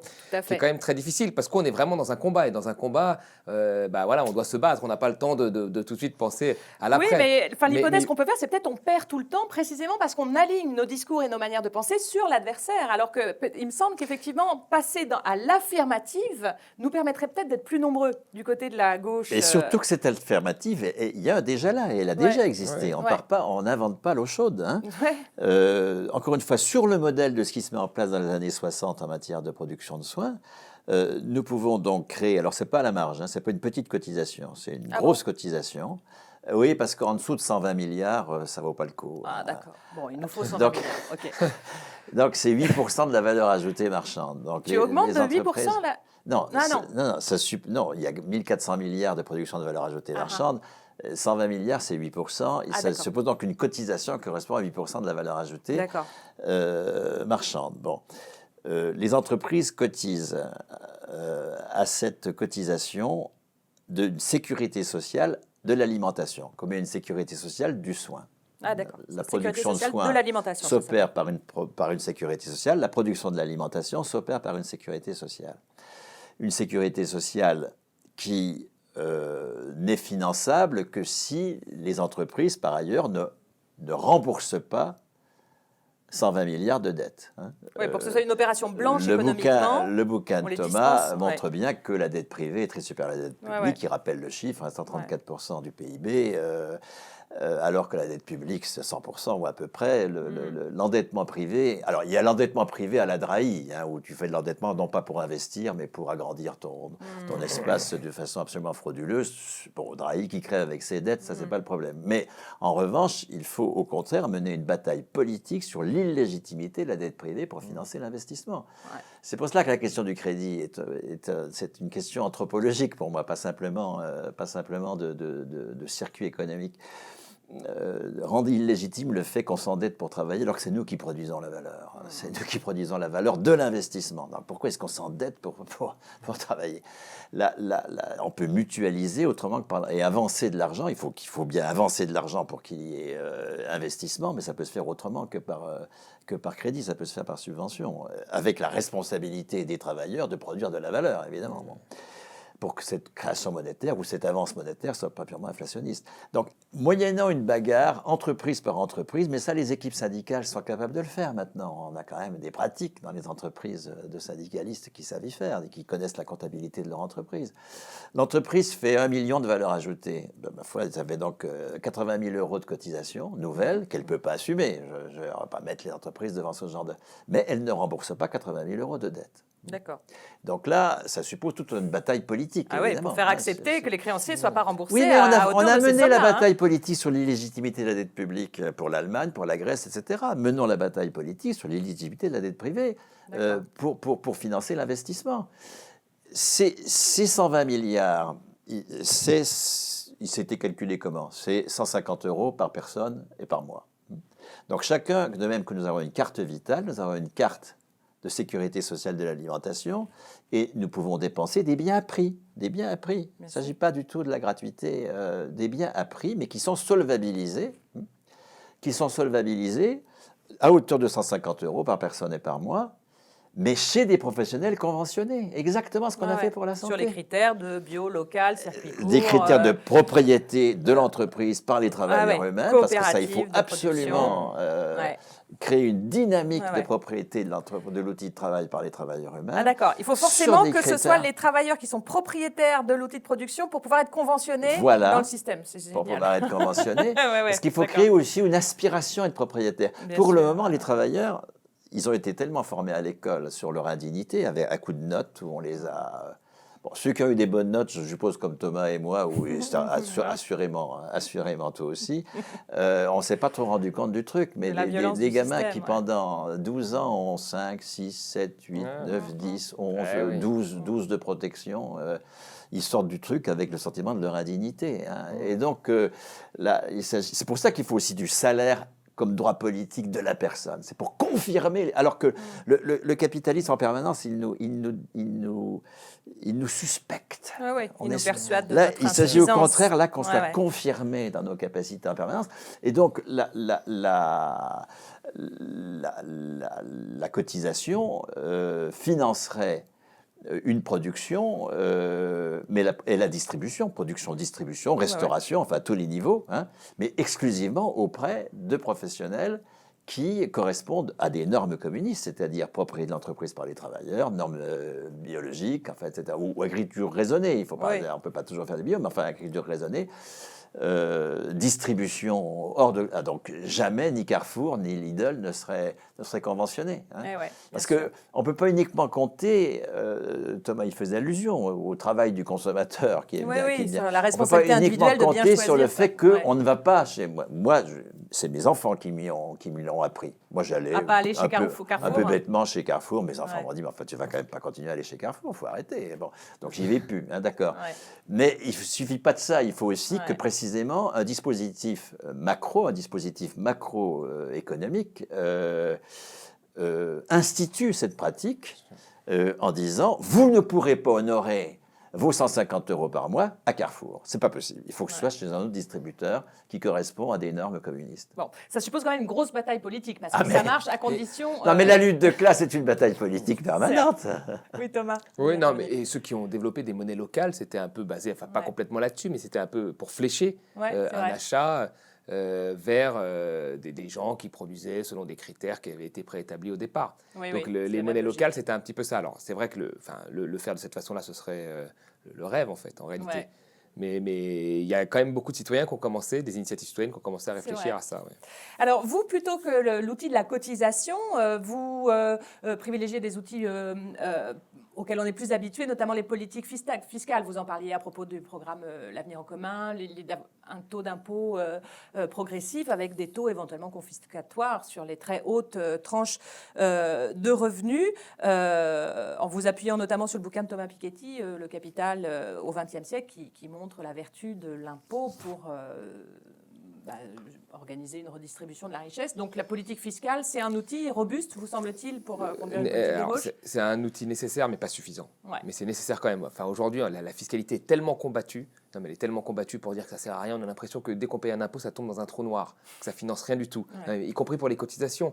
Et Emmanuel Macron, il dit qu'avec le pouvoir d'achat, il baisse les cotisations salariales, les cotisations chômage, les cotisations maladie. Il dit ça, les gens sont très contents. Ils ont l'impression que c'était juste une punition. Mais ces cotisations chômage, elles finançaient justement le chômage. Donc le revenu, voilà, exactement, de substitution. Et donc finalement, ce que l'on leur retire d'un côté, on va leur retirer de l'autre aussi. Là-dessus, c'est clair que Macron, il est très bon pour les vases communicants. Donc voilà. Donc ça, c'est la première des choses. Donc la fiscalité, elle est importante et c'est bien de rappeler toujours que la fiscalité, ça tombe pas sur un trou noir, que ça finance des services publics, une couverture sociale et que quand on met aujourd'hui les taux de prélèvement obligatoires et qu'on fait les classements par pays que vous trouvez dans les magazines, qui sont tout le temps commentés en disant que la France est dans la tête et que c'est horrible, il faudrait mettre à côté le taux de couverture sociale des individus. Vous allez aux États-Unis, la santé, c'est privé. Ça coûte plus cher qu'en France et vous avez 2 millions d'Américains qui font faillite à cause d'une maladie et vous avez une espérance de vie qui est plus faible qu'en France. Donc le service public, là, dans ce cas-là, est beaucoup plus efficace que le secteur privé. Donc c'est important de rappeler ça. Mais ensuite, c'est pas suffisant pour entraîner un changement radical. Vous regardez sur la transition énergétique aujourd'hui, ce que met en avant la Commission européenne, c'est la fiscalité verte, c'est le marché du carbone, c'est les subventions un peu aux énergies renouvelables. C'est pas suffisant pour faire un basculement. Et on le voit bien aujourd'hui, c'est que malgré une fiscalité qui augmente, il y a une manifestation la semaine prochaine, il y a une fiscalité qui augmente, qui est nécessaire, c'est clair. Dans un contexte d'injustice, de politique fiscale injuste. C'est pour ça aussi, je pense qu'il y a un ressenti, une colère, mais qui est certes nécessaire, mais qui n'est pas suffisante. On demanderait aux producteurs, il faudrait demander aux producteurs aujourd'hui pourquoi il n'a pas fait cette transformation vers des véhicules qui consomment moins, pourquoi il n'y a pas eu des investissements publics dans les transports ou dans les infrastructures en province. Je veux dire, aujourd'hui, le taux d'utilisation de la voiture, vous regardez, en fait, vous êtes en province, vous montez parfois à 80%, parce qu'il n'y a pas de transport, puis à Paris, vous êtes à 12%, parce qu'il y a des transports en commun. Mais malgré tout, vous êtes à 12% à Paris, mais il y a les achats de voitures diesel, c'est plus de 50% à Paris quand même, alors que vous faites très peu de kilomètres. Pourquoi ? C'est pour aller dans les résidences secondaires le week-end, non, en réalité non, mais parce que nos producteurs sont des spécialistes de la voiture diesel. Donc vous avez plus de chances de trouver des voitures diesel quand vous allez chez un concessionnaire. Donc on voit bien qu'on fait reposer aujourd'hui l'ajustement de cette transformation, de ce passage à autre chose que le diesel ou à réduire la part du diesel uniquement sur le consommateur en augmentant la fiscalité et on ne demande rien au producteur. Lui, au contraire, on lui baisse sa fiscalité, on lui offre plein de cadeaux, le CICE, etc. Donc, vous voyez, là, il y a un véritable problème. Donc, la fiscalité, elle est bien, mais elle n'est pas bien quand elle repose que sur le consommateur. Il faut une transformation des modes de production qui, là, se fait par des réglementations, par une vision de l'État et ainsi de suite. Pas que par de la fiscalité. Alors, à propos du bouquin de Thomas Piketty, Le Capital au XXe siècle, j'ai cru vous entendre dire, Bernard, que Piketty met 300 pages à montrer que l'impôt, ça ne marche pas. Non, vous n'avez pas une formule comme ça. J'ai cru vous entendre dire que c'était la conclusion que vous aviez tirée. C'est plus de 300 pages, d'ailleurs. Par ailleurs. Beaucoup plus de 300 pages.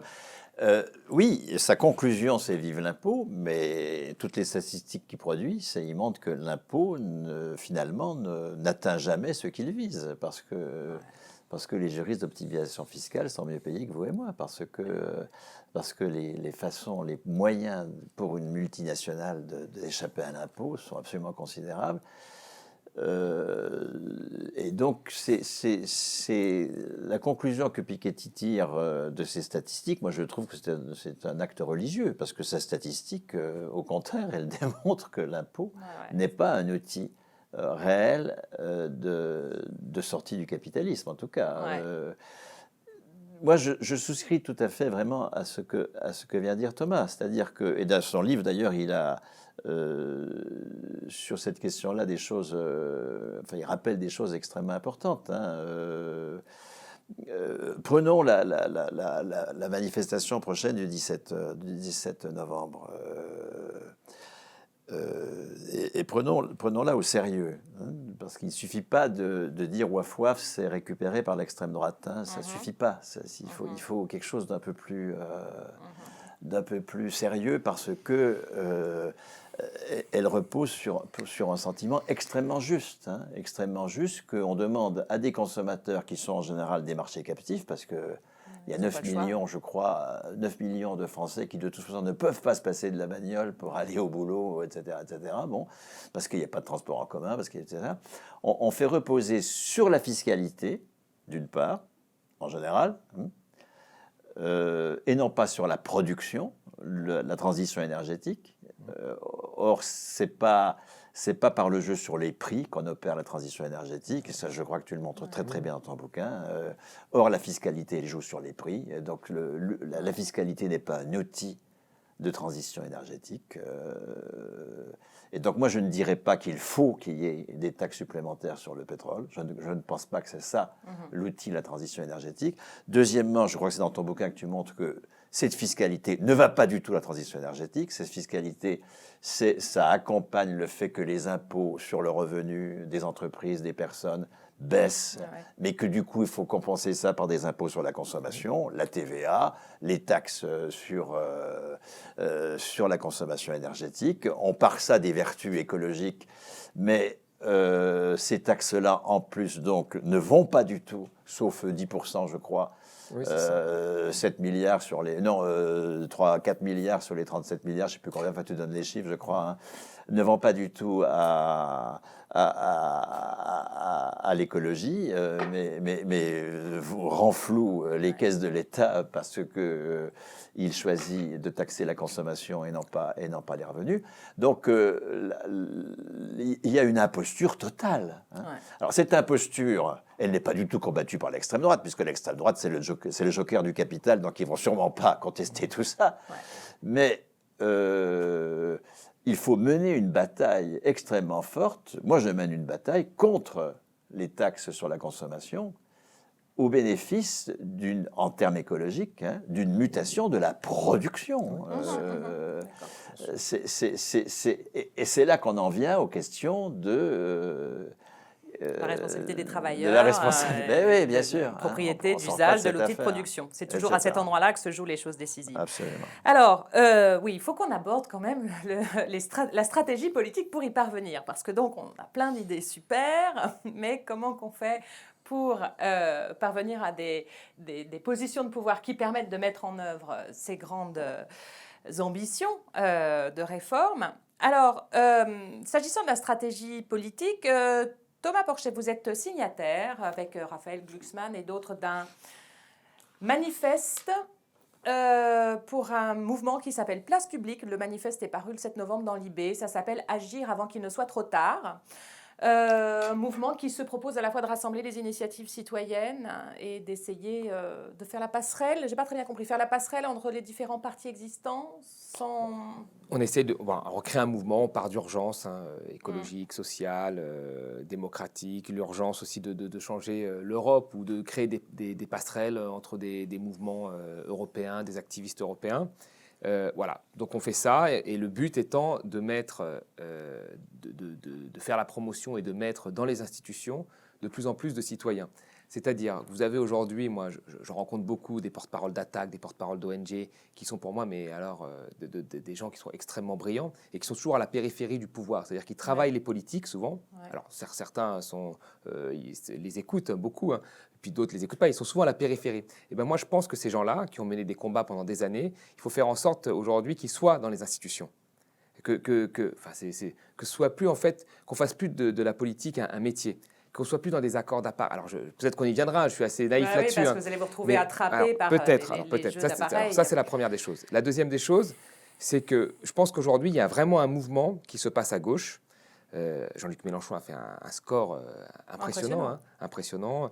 Moi, j'ai voté pour lui. Il y aurait une élection demain, je revoterai pour lui. Les Insoumis ont fait des choses géniales à l'Assemblée. Heureusement qu'ils étaient là pour essayer de freiner un peu les choses.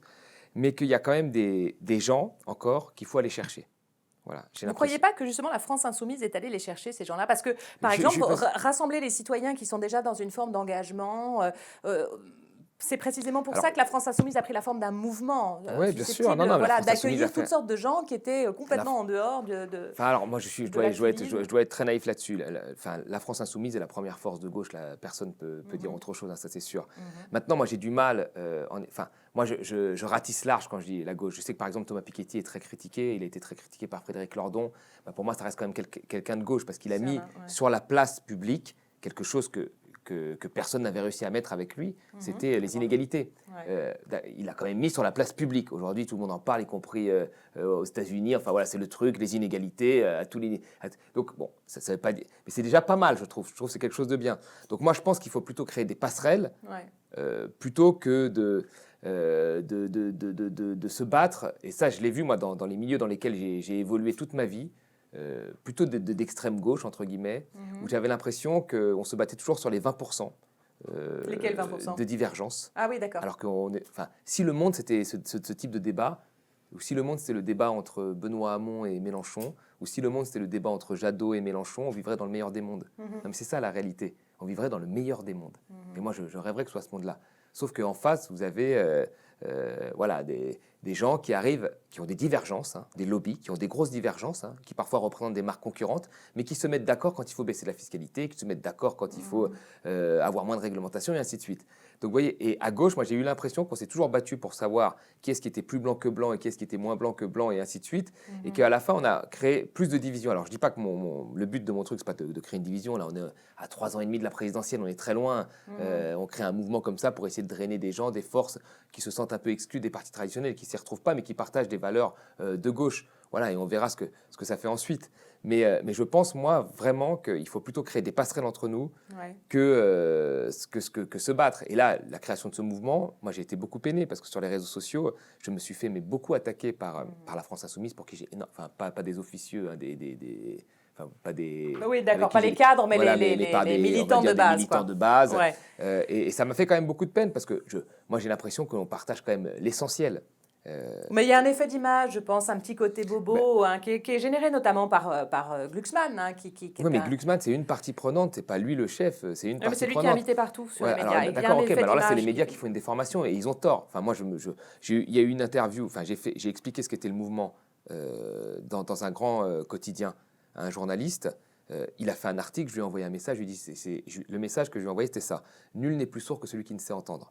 Voilà ce que je lui ai envoyé. Il m'a répondu, non mais attends, tu sais, il faut que l'article circule, etc. Voilà. Bon, voilà. Les médias, c'est très bien, mais vous savez, un tableau, on le voit, c'est le regardeur qui fait le tableau. Ce que disait Duchamp, je crois, c'est ça. Possible, je sais pas si c'est le regardeur qui fait le tableau. Donc voilà, c'est une partie prenante. Dans les gens qui sont, il y a Claire Nouvian, qui a voté Mélenchon, qui l'a dit, tombé dans le domaine public, qui s'est battu pour l'écologie. Vous avez des associatifs comme Olivier Duboucois qui s'oppose à tous les grands chantiers inutiles. Vous avez Judith Aquien qui a fait une association pour l'accueil des migrants. Donc vous avez quand même plein de gens et on ne demande pas ce qu'ils ont voté, mais vous avez quand même une grosse partie qui sont quand même des gens plutôt qui sont loin, on va dire, de la social-démocratie. Et vous avez également Raphaël Glucksmann qui représente quelque chose aussi à gauche. Donc voilà, moi je suis plutôt Raphaël Glucksmann sur les migrants. Moi, je trouve qu'il a toujours été impeccable. Là-dessus, on ne peut pas lui reprocher. Sur d'autres choses, je ne partage pas ses points de vue sur la France. Mais c'est ça aussi qui est bien. C'est que malgré nos divergences, sur l'essentiel, on s'entend. Voilà. D'accord. Donc, plutôt une logique de faire passerelle. Alors, bon, en même temps, il ne faut pas sous-estimer quand même le pouvoir de coercition du capital. C'est-à-dire que là, vous dites on est à 3 ans et demi de la présidentielle, donc il y a quand même la question de la présidentielle de 2022. Je ne vois pas qu'est-ce qui pourrait... Là, il faut arrêter. Non, bien sûr. Non, mais j'imagine bien que ce n'est pas vous qui allez porter le candidat de... Mais Claire, non, mais c'est pas du tout... Voilà. Imaginons que déjà, là, on a créé ce truc. C'est vrai que ça fonctionne bien. Alors, pour le coup, là, c'est qu'on répondait quelque part, moi, je pense, à une demande, puisque je ne sais pas combien de temps ça a duré, mais les 2 premiers jours, on a eu plus de 5000 inscriptions sur le site. Donc, vous dites que vous êtes adhérent. Il y a eu un premier meeting qui va être fait on a rempli pratiquement toute la salle et on doit prendre une deuxième salle. Enfin, on ne sait pas ce que ça va être parce que c'est quand même le passage. Mais bon, sur les inscriptions en ligne, on a rempli la première salle et le maire de Montreuil a demandé qu'on prenne une autre salle en plus. Donc, il y a quand même quelque chose, des gens qui sont demandeurs de ça. Voilà, et après, on va voir. Si c'était une liste européenne, l'élection européenne, c'est une élection particulière. Et je pense que sur les votes, on se retrouvera beaucoup avec la France Insoumise et beaucoup avec les Verts là-dessus. Il n'y a pas de souci là-dessus. C'est une élection particulière. Mais maintenant, la présidentielle, c'est quelque chose. Enfin, aucun de nous, je pense, n'a la capacité aujourd'hui. Bien sûr, voilà, c'est pas ce que je voulais dire. Et puis alors, attention, vraiment, tout le monde. Claire Nouvion a dit qu'elle ne voulait même pas être sur une liste. Elle fait ça. Raphaël Glucksmann, pour l'instant aussi. Enfin, voilà. Et on nous avait proposé, c'est comme ça que je l'ai rencontré, d'être sur des listes déjà. Sur les listes d'Europe Écologie Les Verts. Lui, il avait Benoît Hamon qui lui avait proposé. Donc, il a refusé. Donc, c'est pas ça la première motivation. C'est vraiment de créer une effervescence autour de thèmes que nous partageons tous à gauche, malgré nos divergences. Oui, avec un appui surtout sur le terrain, sur les initiatives qui sont déjà en place. Et ça, je pense que c'est un point fort avec la manière de penser les choses de Bernard, parce que cette manière de s'appuyer sur ce qui existe déjà, le déjà là, l'expertise qu'il y a sur le terrain, des pratiques de production alternatives, etc. Donc ça, je pense, Bernard, que ça c'est le genre d'approche que tu peux complètement défendre. Toi, ta manière d'envisager le combat politique, ça se joue à quel niveau? Ça se joue justement dans les expériences de terrain, de pratiques alternatives, de pratiques subversives du capitalisme, ou bien est-ce que les partis politiques sont l'endroit qu'il faut comment dire, tu vois, pénétrer dans le parti pour modifier la ligne? À quel endroit on joue prioritairement le combat politique pour la gauche?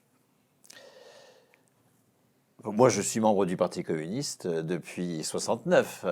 Donc, c'est dans le Parti communiste que je me socialise politiquement et que je me bats. Et puis, j'essaye de faire valoir, comme tout membre d'un parti, mes positions dans le Parti communiste. J'ai pas de pratique militante en termes strictement politiques en dehors du Parti communiste.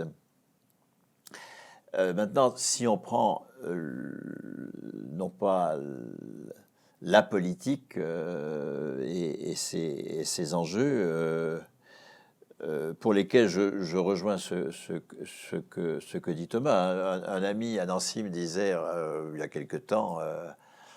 nous, un ami de droite, me disait, nous, à droite, on pris individuellement, on n'est pas très bon, mais collectivement, on est bon. Vous, à gauche, vous êtes plutôt pas mal individuellement. Alors, collectivement, c'est vrai. Qu'est-ce que vous êtes mauvais. C'est tellement vrai. C'est ça. Mais ça, c'est une question de lutte de classe. La classe dirigeante, elle sait quels sont ses intérêts. Donc, elle est très disciplinée. Elle a une conscience de classe plus forte. Elle ne s'embête pas à faire une querelle sur l'essentiel. Nous, effectivement, on passe notre temps à être des frères ennemis, c'est insupportable, c'est vrai. Il faut absolument trouver des moyens de faire ensemble, enfin. Et donc, moi, ce qui m'intéresse, c'est quand même déjà de faire valoir ce qui nous unit plutôt que ce qui nous sépare. Cela dit, ça, c'est dans l'ordre de la politique. Mais dans l'ordre du politique, de façon plus fondamentale, je pense que le politique se joue aujourd'hui sur la question du travail. Fondamentalement, c'est tout le pourrissement du débat autour de l'extrême droite et de la xénophobie vient d'un vécu absolument réel d'impuissance face à son travail. Du coup, on a peur de plus avoir de boulot, on a peur de... Alors ensuite, il y a des salopards qui s'efforcent que notre peur aille vers l'étranger, vers des plus faibles que nous, etc. etc. Mais c'est déjà la peur qu'il faut supprimer. Et supprimer la peur, ça ne se fait que par la responsabilité sur le travail. Et donc, pour moi, l'enjeu...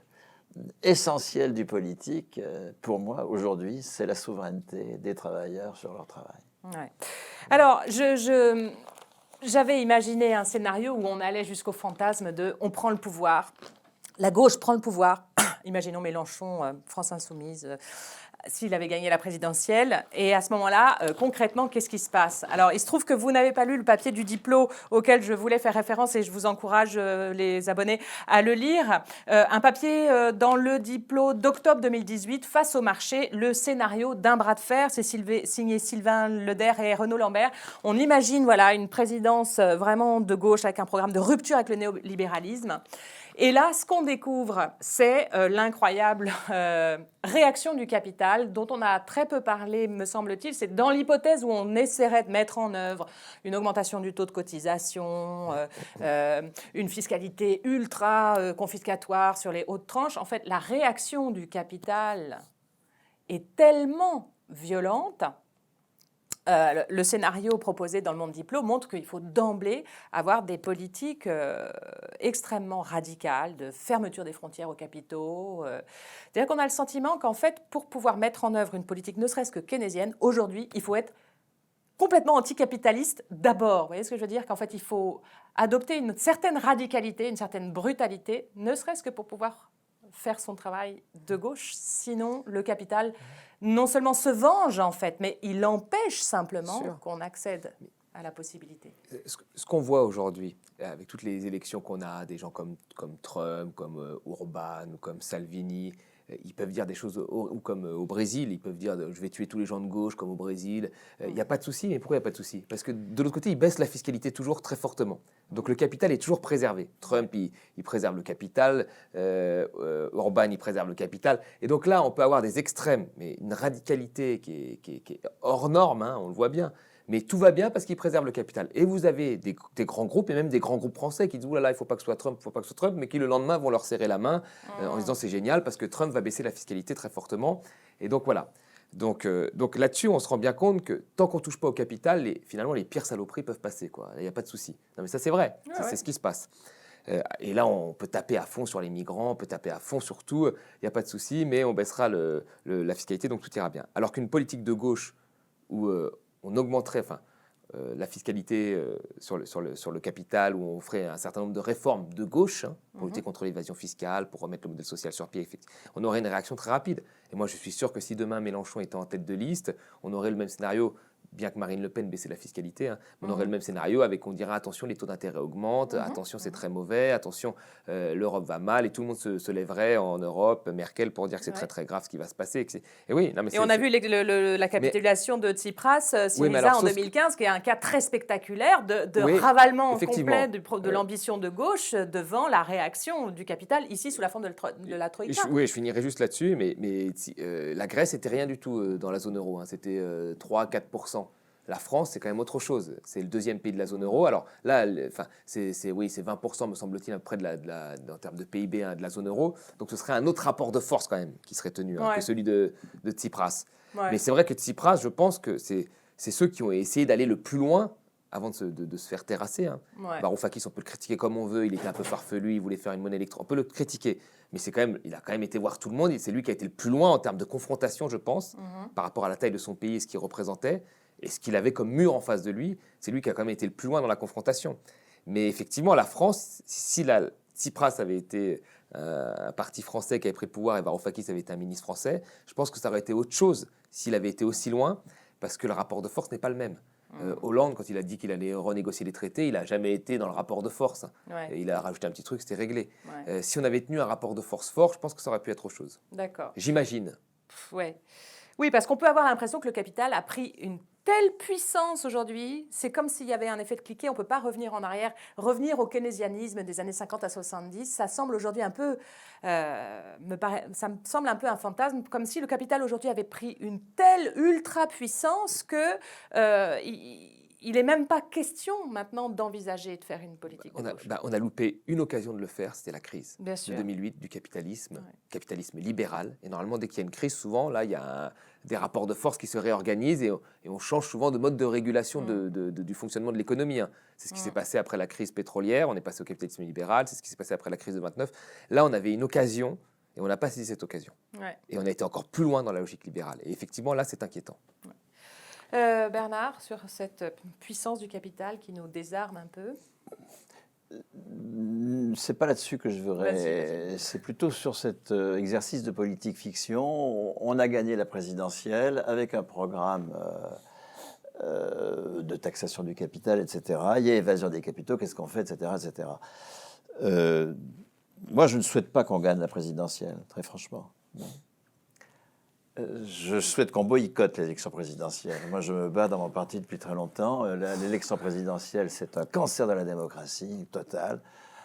J'étais gamin en 62, mais j'étais absolument contre. Je n'étais pas encore électeur, mais je suis resté absolument contre cette élection